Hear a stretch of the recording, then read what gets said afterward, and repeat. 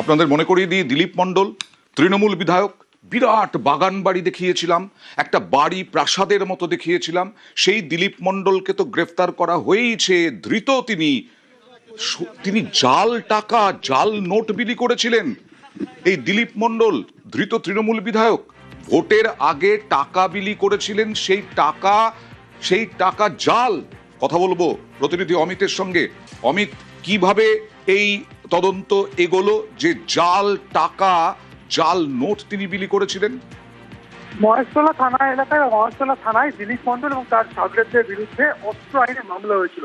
সেই মামলায় তিনজনকে গ্রেপ্তার করা হয়েছিল। তিনজনকে জিজ্ঞাসাবাদ করে বা জেরা করে পুলিশ জানতে পারে যে ভোটের আগে এলাকাতে, অর্থাৎ বিষ্ণুপুরে তিনি যেহেতু বিধায়ক, সেই এলাকাতে আগ্নেয়াস্ত্র তার সাগরেদকে সাপ্লাই করেছিলেন এবং একই সঙ্গে ভোটারদেরকে ঘুষ বাবদ টাকা বিলি করা হয়েছিল দিলীপ মণ্ডলের তরফ থেকে। সেই টাকার মধ্যেই জাল টাকা বিলি করে পুলিশ। এরপরে দিলীপ মণ্ডলকে অস্ত্র হেফাজতে নেয়, তাকে জেরা করে পুলিশ জানতে পারে যে টাকা রয়েছে কালীতলা এলাকার একটি তৃণমূল পার্টি অফিসে। সেখানে পুলিশের তরফে অভিযান চালানো হয় এবং সেখান থেকে যে টাকা উদ্ধার হয়েছে 1,20,00,000 টাকা মূল্যের যে টাকা উদ্ধার হয়েছে তার জাল নোট বলে কিন্তু দাবি করা হচ্ছে পুলিশের তরফে। তোমায় জানিয়ে রাখবো, ইতিমধ্যে দিলীপকে নিজেদের কাস্টাডিতে নিয়েছে এবং এই জাল নোট কোথা থেকে এলো, জাল নোট তাদের মধ্যে বিলি করা হয়েছে, কত টাকা বিলি হয়েছে জাল নোট, সমস্তটা তদন্ত করে দেখা হচ্ছে পুলিশের তরফে। বেশ, তুমি থাকো সঙ্গে। আরো একটি খবর আছে।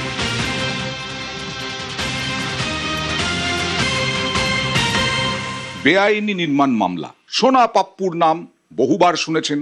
এই সোনা পাপ্পুর বিরুদ্ধে দ্বিতীয় সাপ্লিমেন্টারি চার্জশিট। সেই চার্জশিটে কি আছে দেখুন, বিরাট তথ্য।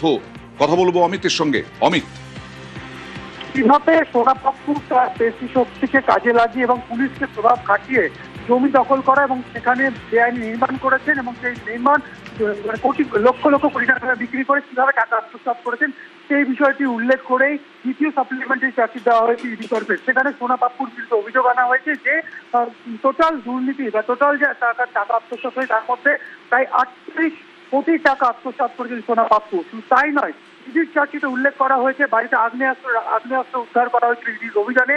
সেই আগ্নেয়াস্ত্র সোনা পাপ্পু কিনেছিলেন জয়কামদারের দোকান থেকে বা জয়কামদারের অস্ত্র টুকরি থেকে, সেই বিষয়টি উল্লেখ করা হয়েছে। এবং একই সঙ্গে কলকাতা পুলিশের প্রাক্তন ডিসিপি শান্তনু সিনহা বিশ্বাসের প্রভাবকে কাজে লাগিয়ে কলকাতা পুলিশ এবং রাজ্য পুলিশের বেশ কিছু থানায় কিভাবে তিনি প্রভাব বিস্তার করেছিলেন এবং সেখানে প্রবীণ নাগরিকদেরকে টার্গেট করা, প্রবীণ নাগরিকদের কাছ থেকে ভয় দেখিয়ে সস্তায় জমি কেনা, আবার কারো ক্ষেত্রে সরাসরি সেই জমি দখল করে নেওয়া, এই বিষয়গুলো কিন্তু উল্লেখ করা হয়েছে ইডি চার্জশিটে। আমাদের কিন্তু ইডি সূত্রে খবর। এই যে অমিত, 36 কোটি টাকারও বেশি, এই 36 কোটি টাকারও বেশি যে আত্মসাৎ, সেই আত্মসাৎটা কিভাবে, কার মাধ্যমে, কোন প্রভাবশালী নেতা ছিল এই সোনা পাপ্পুর মাথায় হাত? দেখো, সোনা পাপ্পু কসবা এলাকা বা বলা যেতে পারে গড়িয়াহাট কসবা এবং বাইপাস এলাকার ট্রান্সদার সিন্ডিকেট মাফিয়া। জয় কামদারের সঙ্গে তার যেমন যোগসূত্র এবং একই সঙ্গে পুলিশের প্রভাব ছিল তার মাথায়, এমনটাও কিন্তু ইডি তরফে দাবি করা হচ্ছে। শান্তনু সিনহা বিশ্বাস, যিনি প্রাক্তন ডিসিপি কলকাতা পুলিশের, যিনি একটা সময় কালীঘাট থানা ওসি ছিলেন, যার চেম্বারে বসেই এই সমস্ত ডিল হতো, এমনটা কিন্তু ইডি চার্জশিটে উল্লেখ করা হয়েছিল প্রিভিয়াস চার্জশিটে।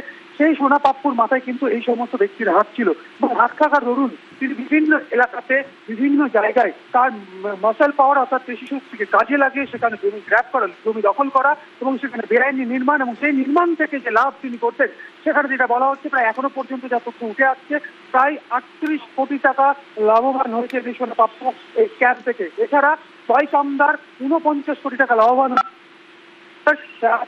তার বিরুদ্ধে অভিযোগ ছিল যে সিন্ডিকেট মাফিয়ার তিনি একটা অংশ। সেক্ষেত্রে সোনা পাপ্পুর মতো দুষ্কৃতী বা মাফিয়াকে কাজে লাগিয়েছিলেন এবং একসঙ্গে পুলিশি প্রভাব লাগিয়ে জমি দখল করেছিল এবং সেখানে বেআইনি নির্মাণ করেছিল। অন্যদিকে শান্তনু সিনহা বিশ্বাস, যার বিরুদ্ধে গত সপ্তাহে চার্জশিট দেওয়া হয়েছে ইডি তরফে, তিনি কিভাবে পুলিশ মহলে থেকে বা পুলিশকে কাজে লাগিয়েছেন এদেরকে সাহায্য করার ক্ষেত্রে, সেই বিষয়টা কিন্তু উল্লেখ করা ছিল। সেক্ষেত্রে সোনা পাপ্পু বা জয় কামদের থেকে এবং তিনি প্রায় 3 কোটি টাকা আত্মসাৎ করেছিলেন শান্তনু সিনহা বিশ্বাস। এই বিষয়টা কিন্তু প্রিভিয়াস চার্জশিটে উল্লেখ করা হয়েছে ইডির তরফে। বেশ, আপনাদের মনে করিয়ে দিই, দিলীপ মণ্ডল তৃণমূল বিধায়ক, বিরাট বাগান বাড়ি দেখিয়েছিলাম, একটা বাড়ি প্রাসাদের মতো দেখিয়েছিলাম। সেই দিলীপ মণ্ডলকে তো গ্রেফতার করা হয়েইছে, ধৃত তিনি। তিনি জাল টাকা, জাল নোট বিলি করেছিলেন। এই দিলীপ মণ্ডল, ধৃত তৃণমূল বিধায়ক, ভোটের আগে টাকা বিলি করেছিলেন। সেই টাকা জাল। কথা বলবো প্রতিনিধি অমিতের সঙ্গে। অমিত, কিভাবে এই তদন্ত এগোলো যে জাল টাকা, জাল নোট তিনি বিলি করেছিলেন? মহেশতলা থানা এলাকায় মহেশতলা থানায় দিলীপ মণ্ডল এবং তার সাগরেদদের বিরুদ্ধে অস্ত্র আইনে মামলা হয়েছিল।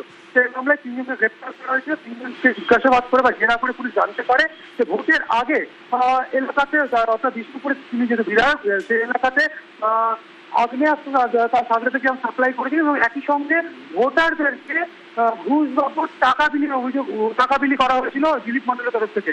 সেই টাকার মধ্যেই জাল টাকা বিলি করা পুলিশ।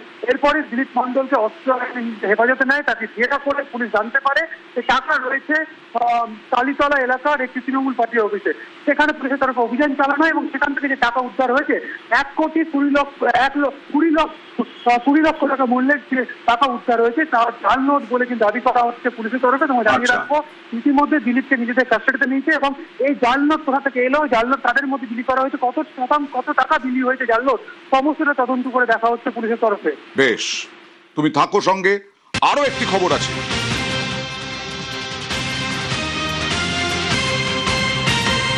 বেআইনি নির্মাণ মামলা। সোনা পাপ্পুর নাম বহুবার শুনেছেন।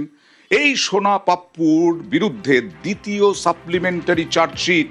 সেই চার্জশিটে কি আছে দেখুন, বিরাট তথ্য। কথা বলবো অমিতের সঙ্গে। অমিত, কিভাবে সোনা পাপ্পু তার পেশি শক্তিকে কাজে লাগিয়ে এবং পুলিশকে প্রভাব খাটিয়ে জমি দখল করা এবং সেখানে বেআইনি নির্মাণ করেছেন এবং সেই নির্মাণ লক্ষ লক্ষ কোটি টাকা বিক্রি করে কিভাবে টাকা আত্মসাৎ করেছেন সেই বিষয়টি উল্লেখ করেই দ্বিতীয় সাপ্লিমেন্টারি চার্জশিট দেওয়া হয়েছে ইডি তরফে। সেখানে সোনা পাপ্পুর বিরুদ্ধে অভিযোগ আনা হয়েছে যে টোটাল দুর্নীতি বা টোটাল যে টাকা আত্মসাৎ হয়ে তার মধ্যে প্রায় 38 কোটি টাকা আত্মসাৎ করেছেন সোনা পাপ্পু। শুধু তাই নয়, ইডির চার্জশিটে উল্লেখ করা হয়েছে বাড়িতে আগ্নেয়াস্ত্র উদ্ধার করা হয়েছিল ইডির অভিযানে।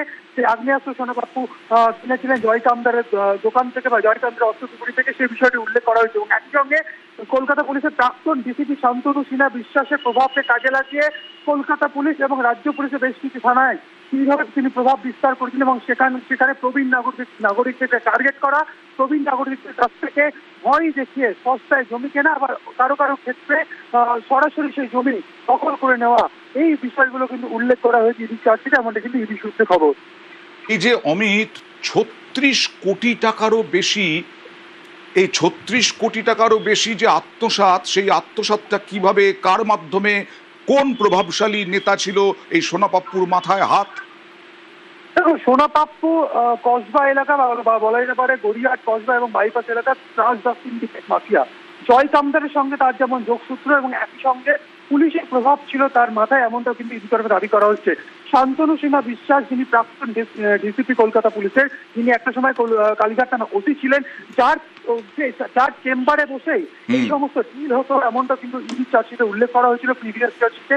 সেই সোনা পাপ্পুর মাথায় কিন্তু এই সমস্ত ব্যক্তির হাত ছিল এবং হাত থাকার দরুন তিনি বিভিন্ন এলাকাতে বিভিন্ন জায়গায় তার মাসেল পাওয়ার অর্থাৎ পেশি শক্তিকে কাজে লাগিয়ে সেখানে জমি গ্র্যাব করা, জমি দখল করা এবং সেখানে বেআইনি নির্মাণ এবং সেই নির্মাণ থেকে যে লাভ তিনি করতেন, সেখানে যেটা বলা হচ্ছে প্রায় এখনো পর্যন্ত যা তথ্য উঠে আসছে প্রায় 38 কোটি টাকা লাভবান হয়েছে এই সোনা পাপ্পু এই ক্যাম্প থেকে। এছাড়া জয় কামদার 49 কোটি টাকা লাভবান।